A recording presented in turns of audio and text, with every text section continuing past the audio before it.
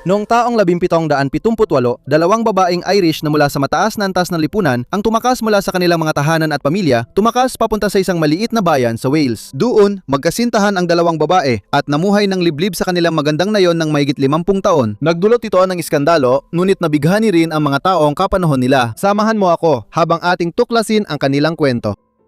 Si Eleanor Charlotte Butler ay mula sa isa sa mga pinakakagalang-galang na pamilya sa Ireland. Nasakop ng mga Butler ang malalawak na teritoryo sa Irish Midlands noong ika-12 at ika-13 siglo, dahilan para maging Earl ng Ormond ang mga sumunod na henerasyon. Isa sa pinakamataas na angkan ng aristokrasya sa bansa. Dito sa marangyang pinagmulan, ipinanganak si Eleanor noong Mayo 11, 1739 sa Kilkenny Castle. Siya ang ikatlo sa apat na anak ni Walter Butler at Ellen Morris. Ang kanyang ama ay ang kilalang ika-16 na konde ng Ormond, bagamat hindi niya opisyal na nakuha ang titulo dahil sa krisis sa pamana. Bilang dalaga, ipinadala si Eleanor sa Pransya para mag-aral sa kumbento dahil malawak ang koneksyon ng mga Butler sa kontinente at mga Katolikong kapangyarihan mula nang ipatapon sila noong ika-17 siglo. Doon siya naging masigasig magbasa at mahusay ang edukasyon niya. Ngunit bihira niyang makita ang kanyang pamilya at habang siya'y lumalaki, itinuring siya ng mga ito bilang isang taong mahilig lang sa libro at kulang sa kasanayan sa pakikisalamuha. Ano't anuman, naging sobrang independent si Eleanor at pagbalik niya sa Ireland noong huling bahagi ng dekada 50 ng 18 siglo, tinanggihan niya ang kasalang isinaayos para sa kanya.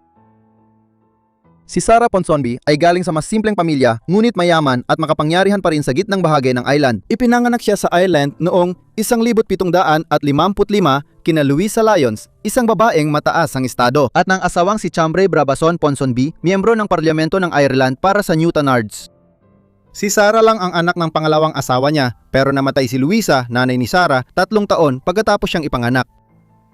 Muling nag-asawa si Chambre at pinakasalan si Mary Barker, anak ni Sir William Barker, ang ikatlong baronet ng Kilcully Abbey bilang ikatlo niyang asawa. Nakaroon si Chambre at Mary ng anak ng babae na pinangalan ng Mary mula sa pangalan ng ina. Ngunit siya ay pumanaw ng maaga noong 1762 na may edad na mga 41 nang si Sarah ay 6 na taong gulang pa lamang, at habang ang kanyang ikatlong asawa ay buntis sa kanilang hindi pa isinisilang na anak na lalaki. Ipinanganak ang batang ito 4 na buwan matapos siyang pumanaw at pinangalan ng Chambre Brabazon mula sa pangalan ng ama. Dahil dito, naging ulila si Sarah at ipinadala sa mga kamag-anak sa Kilkenny. Dito rin siya lumaki sa kaparehong panlipunang sirkulo ni Eleanor na nakatira mga 25 kilometro ang layo kahit 16 na taon siyang mas bata kaysa sa kanya. Unang nagkita sina Sarah at Eleanor noong 1768 nung si Sarah ay 13 taong gulang at si Eleanor ay 29. Dahil ipinadala si Sarah sa Kilkenny Castle upang ipagpatuloy ang kanyang pag-aaral sa ilalim ng paggabay ni Eleanor. Habang tumatanda si Sarah, naging malapit ang kanilang pagkakaibigan na nagpatuloy sa buong pag-aaral ni Sarah. Pagkatapos, mag-18 at makatapos ng pag-aaral, umuwi si Sarah sa kanila pero nanatili silang nagkakausap at nanatiling matalik na magkaibigan. Pagsapit ng kalagitnaan ng dekada 70 ng 18 siglo, naging malapit sina Eleanor at Sarah at nagkaroon ng relasyon. Bagamat lihim ang relasyon, hindi ito tinanggap ng lipunan noong ika-18 siglo dahil sa homoseksualidad. Gayunpaman, gaano man nila itinago ang kanilang relasyon, ang pagtanggi nilang magpakasal ay nagdudulot na ng problema sa dalawang babae. Noong panahong yon, nasa kalagitnaan na ng kanyang mga 30 na si Eleanor at halos sumuko na ang pamilya niya sa pag-asang mag-aasawa pa siya. Pero si Sarah ay nasa edad na kung saan mas lalo siyang pinipilit na magpakasal at magsimula ng sariling pamilya. Bukod dito, ang pagiging ulila niya ay lalo siyang naging vulnerable sa usaping ito. May kismis sa pamilya ni Eleonora na dahil hindi siya nag-asawa o magkaanak, dapat siyang ipadala sa kumbento. Dahil sa mga pressure, nagplano ang magkasintahan na tumakas mula sa gitnang bahagi ng island at magsimula ng bagong buhay sa ibang lugar. Unang nagtangkang tumakas sina Eleonora at Sarah mula sa Kilkenny noong gabi ng Marso 30, 1778. Nagbihis lalaki ang dalawa, nagdala ng armas at pumunta sa Waterford para sumakay ng bangka papuntang Britanya. Nabunyag ang plano nila nang mahuli silang nagtatago sa Waterford Dock. Ayon sa ilan, ang aso ni Sarah ang nagpahuli sa kanila dahil dinala nila ito at hindi tumigil sa tahol. Pagkatapos nito, sinubukan ng mga pamilya na pigilan sila sa kanilang mga plano pero wala ring nangyari dahil desidido na talaga ang dalawa.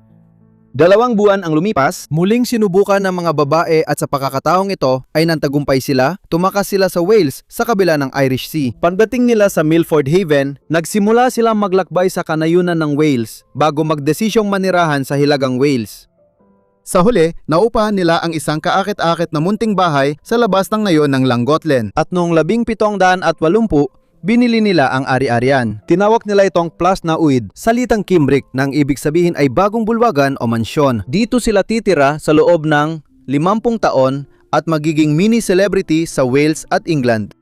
Unti-unting sinimulan nina Eleanor at Sarah ang pagsasayos ng Plas na Wood matapos nilang magpasya na manirahan dito noong huling bahagi ng dekada 70 ng 18 siglo. Orihinal ang cottage na ito na may 5 kwarto. Malaki ayon sa pamantayan ng rehiyon at panahon, pero hindi naman natatangi ang mga katangiyang arkitektural nito. Gayunpaman, sa paglipas ng mga taon, binado ng dalawa ang mga harapan at katangian ng gusali upang gawing isang kubong na sa estilong Gothic na talaga namang namumukod tangi sa kanayunan ng Wales. Kapansin-pansin ang mga arko ng bintana at salamin na nagbigay sa kubo ng itsurang kahawig ng medieval na Gothic na katedral kaysa karaniwang bahay sa Wales. Nakuha pa nila ang medieval na krus na nakatayo sa tuktok ng Chester Cathedral sa loob ng maraming siglo, ngunit ibinagsak ito noong digmaang sibil sa Inglaterra dahil tinutulan ng mga Puritano ang paniniwala ng Romano Katoliko. Muling itinayo nila ito sa kanilang bahay. Naglagay sila ng mga harding formal ang ayos sa paligid ng kubo at pinalamutian na magagarang oak panel ang maraming silid sa loob. Matagal nang pinaghihinalaan at pinagtatalunan ang relasyon ni na Eleanor at Sarah. Pinagtatalunan ng mga historiador kung sila ay mga lesbiana o magkaibigang babae na naging malapit, nakatagpo ng ginhawa sa pili ng isa't isa at tumanggi sa pag-aasawa at limitasyon ng panahon nila. Gayunpaman, tila walang kaanong duda na sila ay naging magkasintahan sa isang paraan. Ang malalawak na talarawan ni Eleanor ay nanatili at nabubuhay pa rin hanggang ngayon. At dito, paulit-ulit niyang tinutukoy si Sarah bilang aking minamahal. Maaari rin nating sabihing ang tila birong desisyon nilang ipangalan na Sappho, ang sunod-sunod nilang alagang aso ay konkretong ebidensya ng sekswalidad ng mga babae. Si Sappho ay tanyak na makatang Griego na nagmahal sa mga babae. Dito nagmula ang salitang lesbiana dahil siya ay mula sa isla ng Lesbos sa Gresya. Sa kabila ng pangkalahatang pagtutol sa mga homosekswal na relasyon noong panahong yon, mukhang hindi naman nausig ang mga babae dahil sa kanilang relasyon.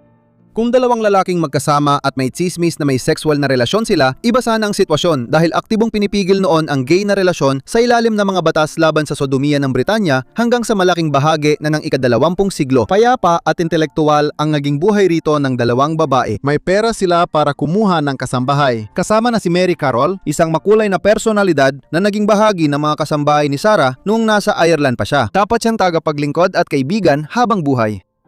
Dahil dito, naging malaya ang mga babae mag-ayos ng munting bahay at gumawa ng iba pang gawain. Halimbawa, mayroon tayong sumusunod na tala mula sa diary ni Eleanor sa ika-22 ng Setyembre, 1785. Nagising ng alas 7, madilim pa. Lahat ng bundok ay nababalutan ng hamog. Malakas ang ulan, may sinding apuyan sa aklatan, napaka-komportable. Nag-almusal ng alas 8:30. Mula alas 9 hanggang 1 PM nagsusulat. Ang ating mahal ay naguguhit ng Pembroke Castle. Mula 1 hanggang alas 3, binabasahan ko siya. Pagkatapos kumain, nagmamadali akong nag-ikot sa hardin. Umulan ng tuloy-tuloy buong araw, alas 4 hanggang alas 10, binabasahan ko si Mai habang siya ay nagdo-drawing. Mula 10 hanggang 11, makatabi kaming nakaupo sa tabi ng apuyan at nag-uusap ng aking mahal. Isang tahimik at masayang araw. Marami pang tala tungkol sa mga araw ng pagbabasa, pagsusulat at pagguhit. Patunay na masaya ang magkapareha na mamuhay ng tahimik at liblib. Kapansin-pansin na kahit tumakas sila mula Ireland, nanatiling maayos ang ugnayan ng dalawa sa kanilang pamilya matapos ang unang yugto ng paglalayo ng loob. Ang Llangotlen ay nasa isa sa mga pangunahing ruta ng mga biyahero mula Dublin patungong London, dumadaan sa Hilagang Wales bago tumawid sa England. May ebidensya na madalas silang binibisita ng pamilya at kamag-anak sa Llangollen. Malinaw na pumayag ang dalawang pamilya sa bagong sitwasyon basta't wala sina Eleanor at Sarah sa Ireland. Habang lumilipas ang panahon, sumikat sina Eleanor at Sarah sa Britanya. Naging tampok ang kanilang bahay dahil sa Gothic nitong arkitektura sa isang liblib na cottage sa Wales. Binuksan nila ang bahay para sa mga nais bumisita at makita ang kakaibang tirahan. Habang ginagawa nila ito, kumalat ang balita tungkol sa kakaibang relasyon ng mga babae, kaya nagsimula silang dalawin ng mga kilalang tao noong huling bahagi ng ika-18 at unang bahagi ng ika-19 siglo sa Britanya. Kasama rito si Sir Walter Scott, ang mayakda ng Ivanhoe, ang mga makatang sina Percy Shelley at Lord Byron at maging ang bayani ng mga digmaang Napoleoniko, si Arthur Wellesley, unang Duke ng Wellington. Iba pang kilalang bumisita ay sina Charles Darwin at ng kanyang ama, si Prinsipe Hermann von Puchler-Muskau, Aleman na maharlika at taga-disenyo ng tanawin, at iba pa. Maging si Reyna Charlotte ay gustong makita ang kanilang kubo at hinimok si Haring George ang ikatlo na bigyan sila ng pensyon. Ngunit marahil ang pinakakilalang bumisita sa tahanan ng mga dama ng Langgolen ay si William Wordsworth. Pagkatapos, pinaranghalan niya sila sa pamamagitan ng pagsulat ng tula na To the Lady E.B. and the On Miss P. Hindi ito ang nag-iisang pagkakataon na naimmortalisa ang mga babae sa panitikan. Sumulat din si Anna Seward tungkol sa kanila sa kanyang tulang, Yangodlan Vale, na isinulat noong 1776 habang ang The Chase of the Wild Goose, isang pionerong nobela ng manggagamot na si Mary Gordon, inilathala noong 1936 sa tulong ni Virginia Woolf. Tinalakay rin ang mga babae ng Langgolen at ang kanilang relasyon. Nagpatuloy sina Eleanor at Sarah na mamuhay sa parehong paraan tulad ng nakasanayan nila sa loob ng maraming taon, bagamat nagkaroon ng malungkot na pangyayari noong 1800 at siyar nang pumanaw ang kanilang matagal ng kasama na si Mary Carroll. Sa kanilang mga huling taon, pareho silang nakaitim na kasuotang pangangabayo at sombrerong dekopa ng mga lalaki. Na tingin ng iba ay kakaiba at laos, praktikal ang kasuotan para sa outdoor activities. Tumanggi rin silang magpakuha ng kanilang mga larawan, tanging dahilan kaya natin alam ang hitsura nila ay dahil sa ilang mabilis at palihim na guhit habang inaliw sila ng iba. Madalas kapo sa pera ang mga babae, bagamat marami silang mapagbigay na kapitbahay at mga tagapantaguyod na tumulong sa kanila para makaraos. Si Anne Lister, isang Ingles na may-ari ng lupa mula sa Halifax na kilala sa kanyang malalawak na personal na talaarawan, ay nagdala ng pagbisita sa kanila noong 1822 at humanga siya sa paraan ng pagdadala ng sarili ni Sarah Ponsonby. Noong panahong iyon, matanda na si Eleanor at hindi nabanggit ni Anne na nakilala niya ito sa pagbisita sa Langgolen. Marahil ay nakaratay na siya sa kama noong panahong iyon. May mga haka-haka rin na si Anne na tinaguriang unang modernong lesbiana na impluwensyahan ng kanilang relasyon na pakasalan ng di formal ang sarili niyang kasintahan. Sa huli, sa kabila ng malaking agwat ng edad nila, si Eleanor at Sarah ay namatay nang makalapit ang pagitan ng kanilang mga pagkamatay. Si Eleanor ay nabuhay hanggang sa kanyang ika-90 taon, namatay dahil sa katandaan noong 2 ng Hunyo, 1829. Mahigit 2 taon na natili si Sarah sa Plasnaud. Pumanaw noong ika-9 ng Disyembre, 1831 sa edad na 76 na taon. Magkasama silang inilibing sa iisang libingan sa St. Colin's Church sa Langgolen. Nailibing din dito si Mary. Pagkatapos niyang mamatay, nagtayo ang 2 ng 3 panig na monumento bilang huling hantungan nilang tatlo matapos ang maraming masayang taon na magkasama. Dagdag pa, napunta ito kay General John York, isang Britong komandante at veterano ng digmaang Crimean noong dekada ng 1850. Doon siya nanirahan ng ilang panahon. Noong 1932, naging pag-aari ng Langgolen Urban District Council ang bahay.